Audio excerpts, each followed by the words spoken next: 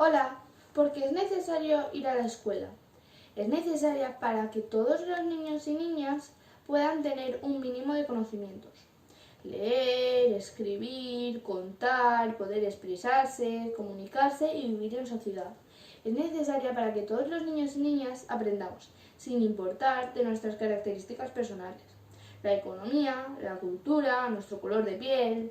La escuela también es un derecho que tenemos todos los niños y niñas, pero cada derecho lleva un deber cogido de la mano. El deber de este derecho es ir al colegio y estudiar. Yo, como cambio, propondría potenciar la creatividad de todos los alumnos y alumnas, valorar más hacia lo positivo que lo negativo. Propondría nuevas tecnologías, aumentar conocimientos y hábitos saludables. Gracias.